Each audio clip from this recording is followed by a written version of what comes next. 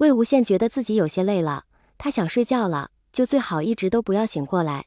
这样的话，他就不用再感受怨气侵蚀身体的痛苦了，不用在这看着自己消瘦的身体越来越虚弱了。他轻轻地呼出一口气，说道：“蓝湛，我累了，我想睡觉。”蓝忘机似乎好像感应到了什么，他摇了摇头，写道：“不许睡。”魏无羡笑出了声，小声地说道：“嘘，我就睡一会。”蓝忘机眼睛控制不住，一下子就红了。他也不管魏无羡能不能听到，道：“魏婴，你求你别睡。”声音沙哑悲伤。魏无羡靠着蓝忘机的肩膀上，一只手慢慢地摸到了蓝忘机的脸。他听不见蓝湛在说什么，但是他感受到了蓝湛很伤心。他说道：“蓝湛，别伤心呀。”蓝忘机浑身都在止不住的发颤。魏无羡慢慢地闭上了眼睛，手指一落，正好把蓝忘机的墨额给扯了下来。蓝忘机握着魏无羡的手，洁白的墨额就那样落在魏无羡的手里。蓝忘机缓缓地闭上了眼睛，一滴泪就顺着洁白的脸颊滴在了地上。魏无羡终究是没有熬到初春，他的生命永远地停留在了初冬。魏无羡终究是没有熬到初春，他的生命永远地停留在了初冬。蓝忘机忽然觉得冰心刺骨的寒冷，冷得他浑身打了个哆嗦。他不看着怀里已经没有声息的魏无羡，似乎不敢相信。他把魏无羡抱在自己的怀里，然后自己的头放在魏无羡早就没有温度的肩膀上。他说：“魏婴，你别吓我。”但是魏无羡自然是不会回答蓝忘机的，他就在蓝忘机的怀里闭着眼睛，似乎好像永远都不会醒过来一样。蓝忘机颤抖的指尖轻轻地碰了碰魏无羡的脸，没有温度，不知道多久了，已经不知道多久，他的魏婴身上从来都是冷冰冰的，没有温度。就这样抱着他的魏婴，整个人的都有些恍惚。蓝曦臣到净室的时候，看到的就是这一副场景，他失声喊了一声：“忘机！”倒不是蓝曦臣被吓到了，只是蓝忘机的样子确实是蓝曦臣从来没有见过的，发丝有些凌乱，双眼通红，眼尾的泪痕尤为明显。蓝忘机听到声音，抬头看见蓝曦臣，蓝曦臣快步走过来，看着蓝忘机怀里的魏无羡，瞬间就明白了是怎么回事。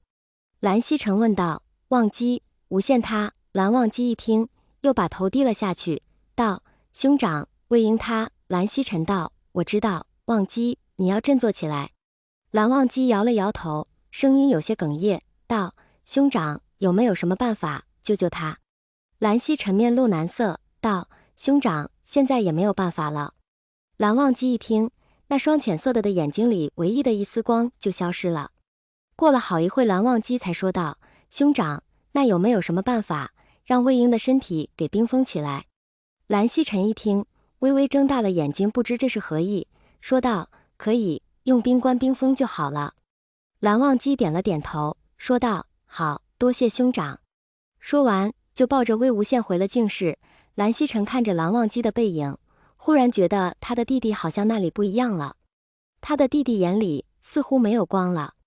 蓝忘机先把魏无羡放在榻上，像往常那样给魏无羡整理好被子，然后轻轻地吻了一下魏无羡的眉心，声音发哑：“魏婴，睡一睡就醒过来吧。”魏无羡自然是不会醒的。蓝忘机花了3天的时间，在净室的后院腾出来一间屋子，把那里变成了一个冰窟。蓝忘机把魏无羡放在冰床上，然后手一挥，魏无羡就被冰封起来了。冰棺里面的人静静地闭着眼睛，真的就好像是睡着了一样。蓝忘机把手放在冰棺上，刺骨的寒冷，他轻轻地唤道：“魏婴。”10几年时间转眼即逝，蓝忘机逢乱必出，那里有邪祟他都会去，不管是大的小的，世人都皆知云深不知处寒光君逢乱必出，仙门楷模。还有人说寒光君的腰上别着一把黑色的笛子，看着像陈情，但是这么多年过去了，也没有见那个魏无羡出来，所以世人也就慢慢的不再讨论了。13年过去了，然而寒光君心里的那个人还是没有回来。江澄和江厌离知道魏无羡已经去世的时候，江澄根本就不相信。然而江澄和江厌离看见冰棺里面没有呼吸的魏无羡，当场就愣了。蓝忘机还是等江厌离成完亲的时候说的，因为江厌离看见蓝忘机一个人来了，就顺口提了一句：“蓝二公子，阿宪最近还好吗？身体怎么样了？江厌离的语气温温柔柔的，蓝忘机忽然就不知道该怎么开口。然而等江厌离知道自己的弟弟已经去世了的时候，根本就不相信。但是看在他的阿宪就这样毫无生气地躺在冰冷的冰棺里面的时候，瞬间整个人就崩溃了，一下子就哭成了泪人。蓝忘机心里十分难受，他说他的身体在怨气的侵蚀下已经透支了。江厌离根本就不信，但是他的阿宪确实躺在宾馆里面，没有一丝的生气。他说没有参加师姐大婚的是他的错。江厌离那个时候一听到这句话，瞬间就晕了过去。他们又不能怪蓝二公子，因为于情于理，蓝二公子对魏无羡已经很好了，不管是在哪方面。然而13年过去了，魏无羡还是没有醒，就好像永远都不会醒来。又是一年寒冬，云深不知处下起了鹅毛大雪，一晚上下来，整个云深不知处被覆上雷片雪白，地上面的积雪太厚，所以蓝启仁就说今天的早课不用上了，所有的蓝氏弟子在门前扫积雪。蓝忘机还是早早的就起床了，整理好自己。外面的雪很厚，天气很冷，还有小雪在飘。蓝忘机随手拿起来一件披风，就去了云深不知处的后院。云深不知处的后院里面第一间房间比外面的天气还冷。蓝忘机看着依然没有醒的魏无羡，说道：魏婴，云深不知处下雪了，很大。他不善言辞，但是还是每天都会来陪魏无羡说话，有时候是一句两句，有时候是很多句。蓝忘机拿出忘机琴，坐在旁边，轻轻地弹奏了起来。白衣仙君眉眼淡漠，双手洁白修长，他弹的是问灵。